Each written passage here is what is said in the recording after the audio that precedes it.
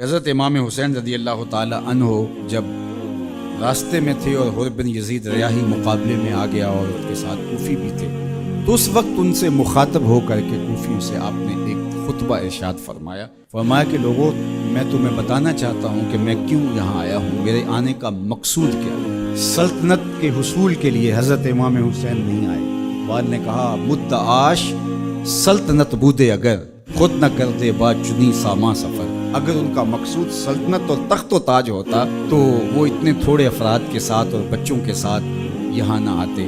ان کا مقصود یہ نہیں تھا۔ ان کا مقصود کیا تھا اور وہ کیوں آئے تھے، ذرا ان کے کلمات سنیے، اس سے آپ کو فلسفہ شہادت حسین بھی سمجھ میں آئے گا اور امام حسین رضی اللہ تعالی عنہ کے قیام کا مقصد بھی سامنے آئے گا۔ ہم تو یزید کے اس لیے خلاف ہیں کہ اس نے امام حسین رضی اللہ تعالیٰ عنہ کو شہید کیا ہے، وہ قاتل اہل بیت ہے، لیکن جب امام حسین رضی اللہ تعالیٰ عنہ یزید کے مقابلے میں کھڑے ہوئے تھے اس وقت تو وہ قاتل اہل بیت نہیں تھا۔ یہ جرم تو اس کے نامہ سیاہ میں بعد میں آیا۔ جب وہ کھڑے ہوئے تھے تو ان کے نزدیک تو یہ بات نہیں تھی جو ہمارے نزدیک ہے۔ امام حسین رضی اللہ تعالیٰ عنہ ان کے اعیان و انصار کا قتل کرنا بہت بڑا جرم ہے اور اس وجہ سے بھی ہم یزید کے خلاف ہیں، لیکن اس کی دوسری وجہ وہ ہے جس وجہ سے امام حسین یزید کے خلاف تھے، ہم بھی اسی وجہ سے یزید کے خلاف۔ اب وہ کیا وجہ تھی جو امام حسین رضی اللہ تعالی عنہ نے بیان فرمائی؟ یہ کوئی مبہم وجہ نہیں ہے، یہ زمانے تک پہنچی نہیں ہے۔ یہ الگ بات ہے کہ کربلا کو ایک کہانی اور ایک قصہ بنا کر کے جو ہے وہ لوگوں کے اندر مروج کیا گیا اور اس کی معنویت، اس کی حقیقت اور اس کی مقصدیت پر پردے آ گئے۔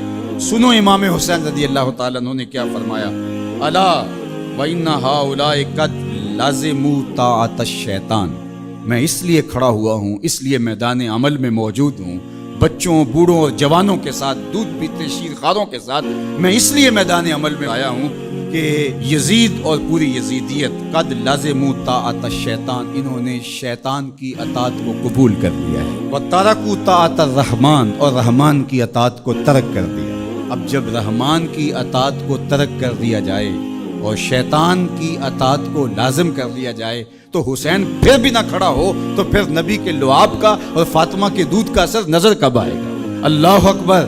اہل بیت کو سفینہ نوح کی مثال قرار دیا اور وہ کشتی ہیں، اور جب طوفان آئیں گے تو کشتی اس وقت کام دے گی۔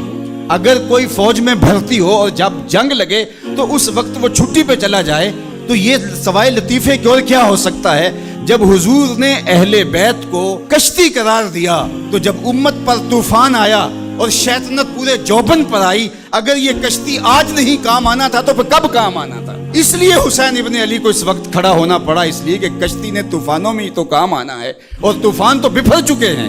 انہوں نے قد لازموا طاعۃ الشیطان، شیطان کی اطاعت کو لازم کر لیا تھا، وترکوا طاعۃ الرحمن، اور رحمان کی اطاعت کو ترک کر دیا تھا، وَأَظْهَرُ الْفَسَادِ، اور فساد بپا ہو گیا تھا، وَأَطَّلُ الْحُدُودِ، حدود شرعی کو معطل کر دیا گیا ہے، وَأَحَلُّوا حرام اللہ وَحَرَّمُوا حَلَالَهُ، اللہ نے جن چیزوں کو حلال کیا ہے اس نے حرام کر دیا اور جس کو اس نے حرام کیا اس نے اس کو حلال کر دیا۔